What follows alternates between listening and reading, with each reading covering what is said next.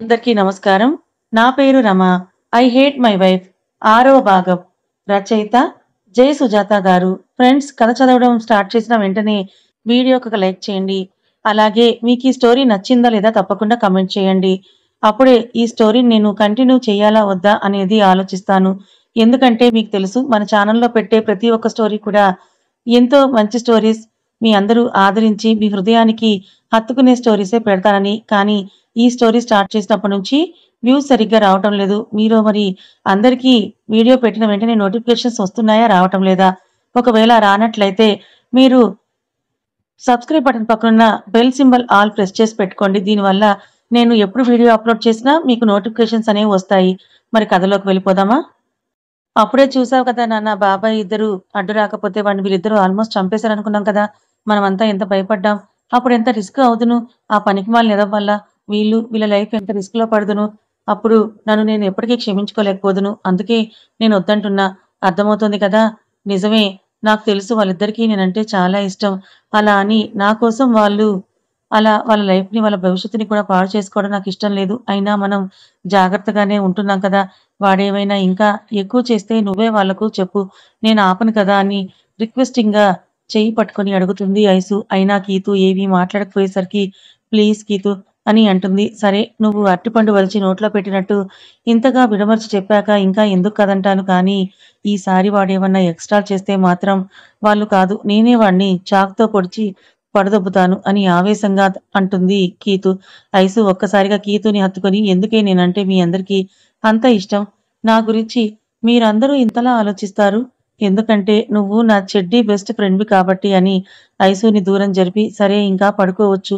నువ్వు ఎమోషన్ అయి నన్ను కూడా ఎమోషనల్ చేయకని అంటుంది నవ్వుతూ. ఇంకా ఇద్దరూ కూడా ఫ్రెష్ అయ్యి బెడ్‌పై పడగానే త్వరగానే నిద్రపోతారు. ఆ రోజంతా తిరిగి తిరిగి అలసిపోయి ఉండడం వల్ల మార్నింగ్ లేచిన ఐసు త్వరగానే రెడీ అయ్యి కీతు ఇద్దరూ కలిసి కాలేజ్‌కి వెళ్ళిపోతారు. మార్నింగ్ లేచిన అభికి అప్పుడే మధు నుంచి కాలొస్తుంది. ఇంత పొద్దున్నే కాలెందుకు చేస్తున్నాడని లిఫ్ట్ చేసి, ఏంటి మధు ఇంత పొద్దుటే చేశావు? ఈరోజు రేపు ఆఫ్టర్‌నూన్ షూట్ అన్నావు కదా అని అడుగుతాడు. అవును సార్. కానీ నేనందుకు చేయలేదు సార్. మరి ఎందుకు అంత కంగారుగా మాట్లాడుతున్నావు అని అడుగుతాడు. సార్, ఈరోజు నేను అర్జెంట్‌గా ఊరు వెళ్ళాల్సిన అవసరం వచ్చింది సార్. మా నానమ్మకు కొంచెం సీరియస్‌గా ఉందట. అందుకు నేను ఈరోజు మీతో రాకపోవచ్చు సార్. అందుకే మీకు కాల్ చేశా. అయ్యో! అవునా? ఏమన్నా సీరియసా? పోనీ ఇక్కడికే తీసుకొని రావాల్సింది. మనం మన హాస్పిటల్‌లో చూపిద్దాం కదా! ఏమో సార్, వెళ్లి చూడాలి మరెలా ఉందో. సరే ముందు వెళ్ళు. వెళ్లి ఎలా ఉందో నాకు కాల్ చెయి. అలాగే నీ అకౌంట్‌లో అమౌంట్ వేశాను చూడు అని ఫోన్‌లోకి అమౌంట్ కొడతాడు. అయ్యో సార్, మీరు నాకు నా సాలరీ ఇచ్చేశారు. అవి ఉన్నాయి. మళ్ళీ ఇప్పుడు ఇవి ఎందుకు సార్? ఎందుకైనా ఉంటాయిలే గానీ, ముందు సార్ స్టార్ట్ అయ్యావా లేదా? అని అడుగుతాడు. ఆ! సార్, ఇప్పుడే బస్ స్టాప్‌కి వెళ్తున్నా. సార్, మీకేం ఇబ్బంది లేదు కదా? లేదు. నేనొచ్చే వరకు ఎవరినైనా అపాయింట్ చేయనా? అవసరం లేదు మధు. నేను చూసుకుంటా. నువ్వు వెళ్ళాక నాకు కాల్ చెయి. ఓకేనా? అని కాల్ పెట్టేస్తాడు అభి. మధు ఫోన్ పెట్టి అమౌంట్ చూసి, ఇంత అమౌంటా అని ఆశ్చర్యపోతూ, అడగకుండానే ఇంత అమౌంట్ ఇచ్చారు. మీరు మనసు చాలా మంచిది సార్. అడగకుండానే అందరి గురించి ఆలోచిస్తారు. కానీ మీ లైఫ్‌లోనే ఎందుకిలా అయ్యిందో, కానీ మీ మంచి మనసుకి అంతా మంచే జరుగుతుంది అని తన బస్ రావడంతో వెళ్లి ఎక్కుతాడు మధు. ఇంకా అభి తన వర్కౌట్స్ అన్నీ చేసుకొని ఆఫ్టర్‌నూన్ షూట్ ఉండడంతో పిల్లలను తనే దగ్గరుండి స్నానం చేయించి అద్వైత్‌కి టిఫిన్ తినిపించి అదిరాకు పాలు పట్టించి వాళ్ళతో కొంచెం సేపు ఆడుకుంటాడు. కొంచెం సేపు ఆడుకున్నాక వాళ్ళిద్దరూ నిద్రపోవడంతో వాళ్ళ అమ్మగారికి ఫోన్ చేస్తాడు. ఎప్పుడు కూడా తనంతట తను కాల్ చేయడు.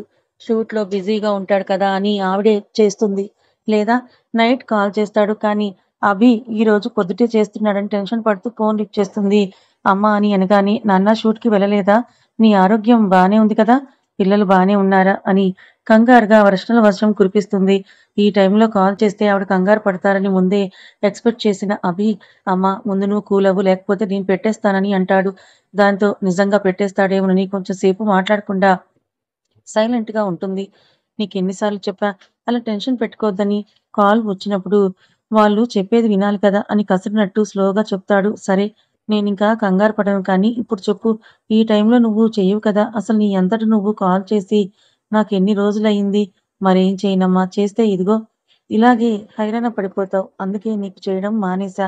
నీకు చెయ్యకపోయినా డ్యాడీకి కాల్ చేసి నీ గురించి అడుగుతానే ఉంటా. తెలుసు నాన్న. డాడీ నాకు చెబుతారులే. ఏం చెయ్యను వయసు పెరుగుతోంది కదా! అందుకే ఈ కంగారు కూడా పెరుగుతోంది.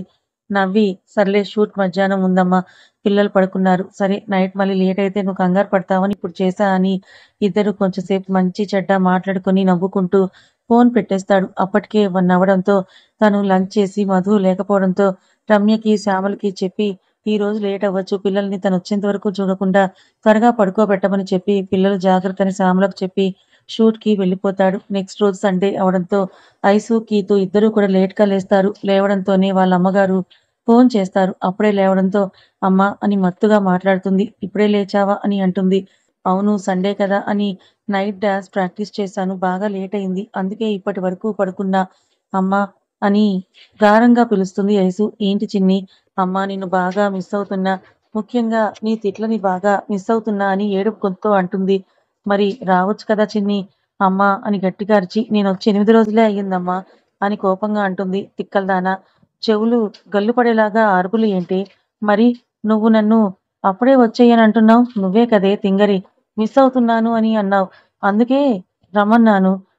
మూతి ముడిచి నేనేదో నీ మీద బెంగతో అలా అన్నానే అనుకో. నువ్వేమనాలి? అలా కాదురా తల్లీ! నా బంగారు కొండ. నువ్వు చదువుకోడానికి వెళ్ళావు కదూ! బాగా చదువుకో అని ఇక్కడి వరకు కొంచెం క్యూట్‌గా, స్లోగా చెప్పి అని నాకు అర్థమయ్యేలా బుజ్జగించాలి అని ఇక్కడి నుంచి స్పీడ్‌గా అరుస్తుంది. నీ పిచ్చి తగలెట్ట. ఇంకా నయం ఎత్తుకుని బుజ్జగించమనలేదు అని తిట్లు మొదలుపెడుతుంది ఆవిడ. తింగరి మొహంతో చూస్తూ అమ్మా నేను నీతో మాట్లాడపో కాలేజీలో కూడా ఇలా తింగర పనులే చేస్తున్నావా? నాకు భయంగానే ఉంటుంది. అసలే శివ కూడా లేడు అక్కడ. ఎలా ఉంటున్నావో ఏంటో? స్పీకర్ ఆన్ చేసి ఉండడం వల్ల అప్పటి వరకు నిద్రమత్తుతో ఉన్న కీతు అదంతా వింటూ లేచి కూర్చొని పొట్ట పట్టుకొని మరీ నవ్వుతుంది. అమ్మా నేనేమీ తింగరదాని కాదు అని ఐసు అంటే క్యూట్, అందమైన, తెలివైన అమ్మాయి అని చేతిని తిప్పుతూ అయినా నీకేం తెలీదసలు. నీకు నేనంటే ఎప్పుడూ లోకువే. అయ్యో! కూతురు దూరంగా ఉంది అని అస్సలు బెంగే లేదు నీకు అని అంటూ ఉండగా అప్పుడే అక్కడికి వచ్చిన వాళ్ళ నాన్నమ్మ ఎవరే? అత్తయ్య మన ఐసు ఏదిలా ఇవ్వు. ఎలా ఉందో ఏంటో పిల్ల.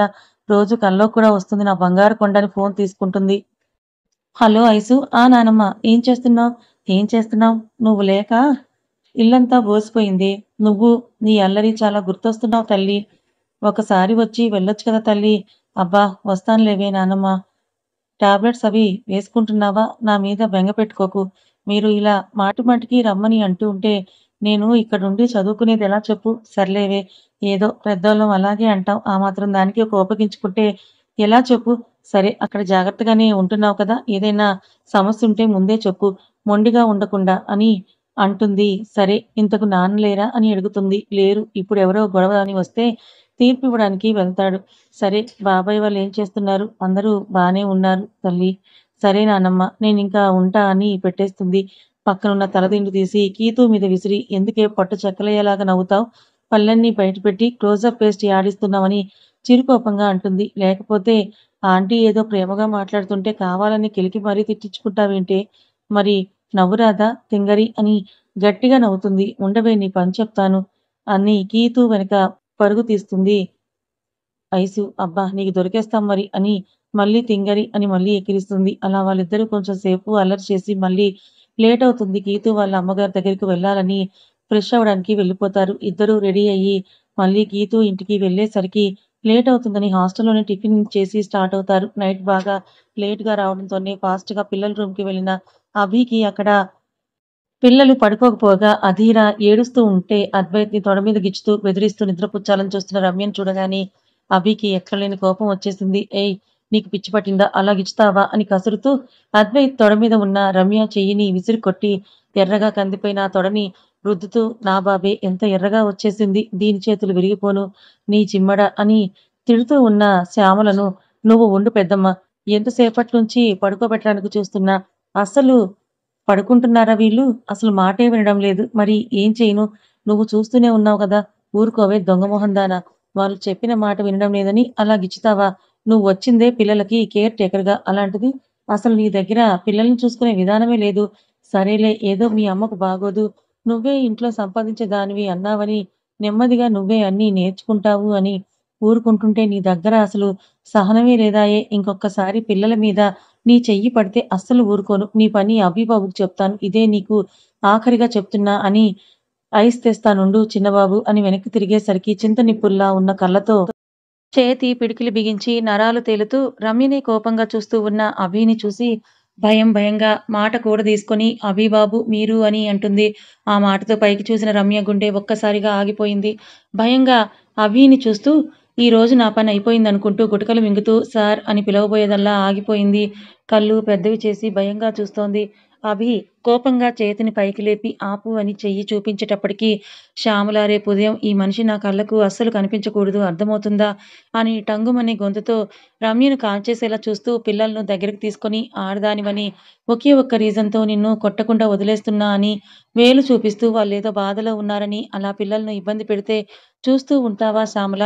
నీకు మరీ జాలిగా ఉంటే వాళ్ళకి మనీ సహాయం చేయాలి లేదా నీకు చేతనైన సాయం చేయాలి అంతేగాని ఇలా నా దగ్గర చెప్పకుండా పిల్లల్ని బాధపెడితే చూస్తూ ఉంటావా? నువ్వొకటి తగిలించి బయటకి గెంటేయక అని శ్యామలను కూడా తిడతాడు. నన్ను క్షమించు బాబు అని చేతులు జోడిస్తుంది. ఆపి నీ గురించి నాకు తెలుసు కాబట్టి నిన్ను ఏమీ అనడం లేదు శ్యామల. మరీ మంచితనం కూడా పనికిరాదని చెప్తున్నా. నువ్వున్నావనే నమ్మకంతోనే కదా పిల్లల్ని వదిలి ధైర్యంగా ఉన్నాను. ఇప్పుడే పంపించేద్దును కానీ ఇంత అర్ధరాత్రి ఒక ఆడది బయటకు గెంటే సంస్కారం నాకు లేదు అని పిల్లలతో పైకి వెళ్ళిపోతాడు. అప్పటి వరకు గుండెని చేతిలో పట్టుకొని ఉన్న రమ్య ఒక్కసారిగా అక్కడ వాటర్ బాటిల్ ఉంటే దాన్ని ఎత్తి గడగడ తాగేసింది. ఇంకా ఒక్క నిమిషం కూడా నుంచోలేక కళ్ళు బైర్లు కమ్ముతుంటే అలా కింద కూలబడిపోతుంది. అప్పటి వరకు కోపంగా వెళ్ళిన అభిని చూస్తూ ఉన్న శ్యామల రమ్యను చూస్తూ పోనీలే ఏదో కష్టంలో ఉన్నామని ఊరుకుంటుంటే ఈ రోజు అంతలా బాబుని బాధపెట్టావు. నీ వల్ల నేను కూడా మాట పడాల్సొచ్చింది. బాబు ఇంకా మంచివారు కాబట్టి నిన్నింకా ఏం అనలేదు. అదే చిన్నమ్మైతే నీకు చెంప చెల్లుమనిపించి నిన్ను బయటికి గెంటేసే వరకు నీకు చుక్కలు చూపించుదును. అందుకు నువ్వు సంతోషించు అని నీ మూటా ముల్లె సర్దుకొని రెడీగా ఉండు. పొద్దున్నే వెళ్ళిపోవాలని గట్టిగా గదిమి బయటకు వెళ్ళి ఐస్ తీసుకొని అభి రూమ్‌కి వెళ్తుంది. అభి రూమ్‌కి వెళ్ళి అధీరాను బెడ్‌పై కూర్చోబెట్టి అద్వైత్ ఏడుస్తుంటే గుండెలకు హత్తుకొని సారీ నాన్న. ఇదంతా నా వల్లే. నా చేతకానితనమే ఇదంతా అని బాధపడుతుంటాడు. మళ్ళీ దూరం జరిపి కళ్ళు తుడిచి నొప్పిగా ఉందా అని అద్వైత్ కళ్ళల్లో నీళ్లు చూసి బాధతో తన కళ్ళల్లో కూడా నీళ్లొస్తుంటే ఉండు నీకు ఐస్ తెచ్చిపెడతా అని లేవబోతుంటే డోర్ దగ్గర ఐస్ బౌల్‌తో ఉన్న శ్యామలను చూసి త్వరగా ఇలా ఇవ్వు శ్యామల అని అంటాడు.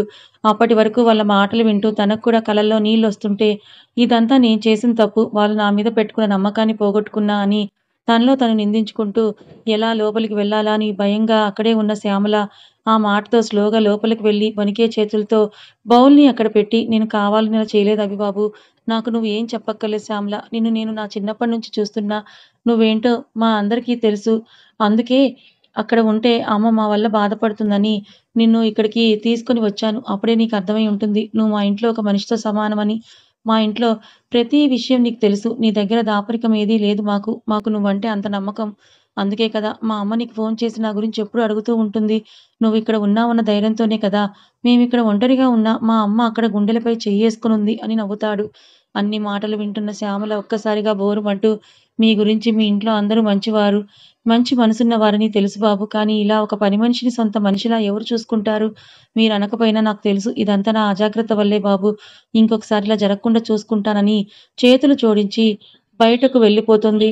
అభి ఐస్ పెడుతూ ఎలా ఉంది ఇప్పుడు అద్వి? కొంచెం బెటర్ డాడీ. సరే నేను వెళ్లి ఫ్రెష్ అయ్యి వస్తా. చెల్లిని ఆడిస్తూ ఉండు అని పైకి లేవబోతుండగా డాడీ అని చెయ్యి పట్టుకొని ఆపుతాడు అద్వి.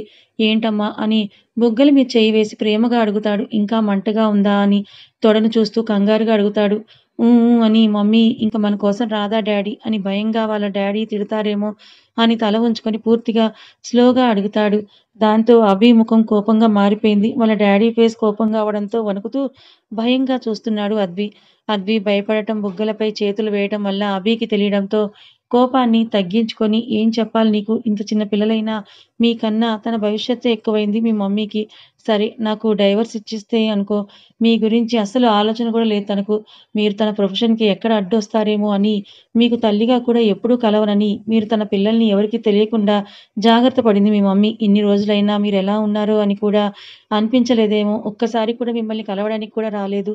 ఎంతైనా తల్లి కదా! మిమ్మల్ని మిస్ అవుతుందేమో అని నేను చెప్పాను. అప్పుడు మిమ్మల్ని ఎప్పుడైనా చూడాలనిపిస్తే లాయర్ ద్వారా ఇన్ఫార్మ్ చేయమన్నా, మిమ్మల్ని కలిసే ఏర్పాటు చేస్తా అని చెప్పా. అయినా తను మిమ్మల్ని చూడాలని గాని, కనీసం మీతో మాట్లాడడానికి కూడా రాలేదు. అందుకే ఇంక నిర్ణయించుకున్నాను. తను మిమ్మల్ని ఎప్పటికీ కలవకూడదని, కలవాలని వచ్చినా మిమ్మల్ని కలవనివ్వనని, జీవితంలో ఇంక తనను మీరు తలుచుకోకుండా, గుర్తు రాకుండా ప్రేమగా చూసుకోవాలని అనుకున్నా. కానీ నేను ఓడిపోయాను. ఏం చెయ్యను? నా వృత్తి అలాంటిది. ఎంతో మీతో టైమ్ స్పెండ్ చేసినా ఇదిగో ఇలా లేట్ అవ్వడంతో అని మనసులో అనుకుంటూ అద్విని చూస్తూ తనని తాను డైవర్ట్ చేయాలని నవ్వుతూ, "అద్వి రేపు సండే కదా! మనం నాని వాళ్ళ ఇంటికి వెళ్దామా?" "యెస్" అని నవ్వుతూ, "వెళ్దాం డాడీ" అని కళ్ళు పెద్దవి చేసి, "నేను అత్తను బాగా మిస్ అవుతున్నా. రేపు అత్తతో నేను చాలా గేమ్స్ ఆడుకోవాలని అన్నీ మర్చిపోయి హ్యాపీగా" అంటాడు. అధీర దగ్గరకు వెళ్లి, "స్వీటీ మనం అత్త హోమ్‌కి వెళ్దామా?" అని అధీర బుగ్గలు పట్టుకొని నవ్వుతూ అడుగుతాడు. స్వీటీకి ఏదో అర్థమైనట్టు చేతులు కాళ్ళు ఆడిస్తూ అని కేరింతలు కొడుతూ అద్వి మొహం పట్టుకొని మొహమంతా సొల్లు రాస్తుంది. వాళ్ళను అలా చూసి హ్యాపీగా నవ్వుతూ, "సరే రేపు త్వరగా షూట్ కంప్లీట్ చేసుకొని వచ్చేస్తాను బంగారాలు" అని, "మీరు ఆడుకుంటూ ఉండండి. నేను వెళ్లి ఫ్రెష్ అయ్యి వస్తాను" అని బాత్రూమ్‌కి వెళ్లి ఒక 10 మినిట్స్‌కొచ్చి నైట్ డ్రెస్ వేసుకొని వాళ్ళని పడుకోబెడుతూ తను కూడా నిద్రపోతాడు. ఉదయం త్వరగా లేచిన శ్యామల పిల్లల రూమ్‌కి వెళ్లి అక్కడ ఏసీ వేసుకొని చక్కగా మంచంపై దర్జాగా పడుకొని ఉన్న రమ్యని చూసి, "దీనికిక్కడ సౌకర్యాలు ఎక్కువై బాగా ఒళ్ళు కొవ్వు పట్టింది. చూడెలా పడుకుందో, అస్సలు పనిలోంచి తీసేశారన్నది అసలు బెంగ కూడా లేకుండా ఎలా దున్నపోతులో నిద్రపోతుందో చూడు" అని టైం చూసి, అమ్మో! 5 అవుతోంది మళ్ళీ అభిబాబు వర్కౌట్ చేసే టైం అయిందని, "ఒసేయ్! ఒసేయ్ లేవవే" అని లేపుతుంది. అయినా మన రమ్య పాప అస్సలు ఉలుకు పలుకు లేకుండా హాయిగా దిండు పట్టుకొని నిద్రపోతుంది. ఇంక శ్యామలకు చిరాకొచ్చి ఏసీ ఆపేసి దిండుని గట్టిగా పట్టుకొని లాగేస్తుంది. దానితో బద్ధకంగా కళ్ళు తెరవకుండా లేచి కూర్చొని ఆవలిస్తూ, "ఏంటి పెద్దమ్మా పొద్దు పొద్దున్నే నీ గొడవ? నేను గొడవ చేస్తున్నానా? టైం ఎంతయిందనుకుంటున్నావు? దున్నపోతుల్లా నిద్రపోయి రాత్రి జరిగింది మర్చిపోయావా?" అని నడుం మీద చెయ్యి పెట్టుకొని ఒక చేతిని ఊపుతూ, "అక్కడ అభిబాబు వచ్చే టైం అయింది లెగు. లెగు ముందు. బయటికి నడు" అని అంటుంది. అప్పటి వరకు నిద్రమోహంతో ఉన్న రమ్య రాత్రి జరిగిందంతా గుర్తుకొచ్చి ఒక్కసారిగా ఏడుపు అందుకుంటుంది.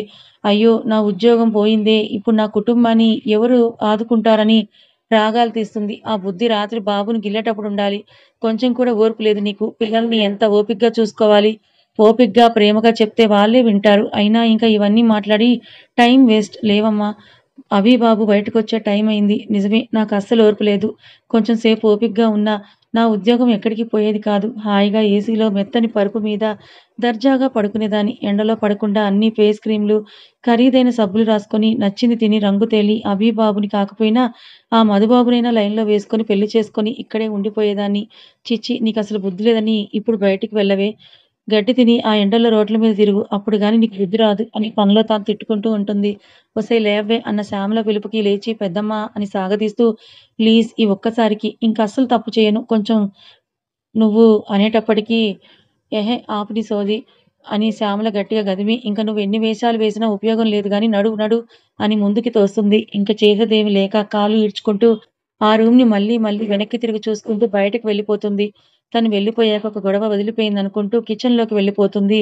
పొద్దున్నే లేచిన అవి ఫ్రెష్ అయి తన రూమ్‌కి అటాచ్డ్‌గా ఉన్న జిమ్ రూమ్‌కి వెళ్ళిపోతాడు. కొంచెం సేపటికి శ్యామల ప్రోటీన్ షేక్ చేసుకొని అభి రూమ్‌కి వెళ్ళి, పిల్లలు లేవకపోవడంతో జిమ్ రూమ్‌కి వెళ్ళి బాటిల్ అక్కడ పెట్టి మళ్ళీ కిచెన్‌లోకి వెళ్ళిపోతుంది. ఒక గంటకు తన వర్కౌట్ ఫినిష్ చేసుకొని టవల్‌తో తుడుచుకుంటూ ఒక చేత్తో ప్రోటీన్ తాగుతూ పిల్లల దగ్గరికి వస్తాడు. పిల్లలు మంచి నిద్రలో ఉండడంతో తన ఫోన్ తీసుకొని బాల్కనీలోకి వెళ్లి కూర్చొని శ్వేతకు కాల్ చేస్తాడు. సండే అవడంతో ఇంకా పడుకున్న శ్వేత ఫోన్ రింగ్ అవ్వడంతో లేచి ఫోన్ తీసుకొని స్క్రీన్‌పై అన్నయ్య అని ఉండడంతో ఇంత పొద్దున్నే అన్నయ్య ఎందుకు ఫోన్ చేస్తున్నాడని లిఫ్ట్ చేస్తుంది. శ్వేత ఇంకా లేవలేదా అని అడుగుతాడు. లేదన్నయ్య. ఇప్పుడే లేచాను. సండే కదా అని. సండే అయితే మార్నింగ్ లేచి వర్కౌట్ లేదా యోగా ఏదైనా చేసుకోవాలి కదా బుజ్జీ. హెల్త్ మీద ఆ మాత్రం శ్రద్ధ లేకపోతే ఎలారా? అందుకే నువ్వు ఈ మధ్య కొంచెం ఒళ్ళు చేశావు. దొరికేసానుగా అనుకోని మొహంపై చెయ్యి వేసుకొని కళ్ళు చిన్నవి చేసి, "అన్నయ్య ఈరోజు సండే కదా! అందుకే లేట్‌గా లేచాను. లేకపోతే నేను పొద్దుటే లేచి యోగా చేస్తాను. నీకు తెలుసు కదా!" అని అంటుంది. "అవును. నీ గురించి నాకెందుకు తెలీదు. 2 రోజులు చూసి మొత్తం ఇయరంతా చేశానని చెప్తావు. నీకు బద్ధకం ఎక్కువైందిరా. నేనక్కడే ఉంటే బలవంతంగానైనా నీతో వర్కౌట్‌లు చేయించేవాణ్ణి" అని అంటాడు. కథ ఇంకా ఉంది. మరి ఈ కథ మీకెలా అనిపించింది? నచ్చిందా? నచ్చితే లైక్ చేయండి. మరికొంతమందికి షేర్ చేయండి. ఇలాంటి మరిన్ని మంచి కథల కోసం మన ఛానెల్‌ని సబ్స్క్రైబ్ చేసుకోండి. Thank you so much.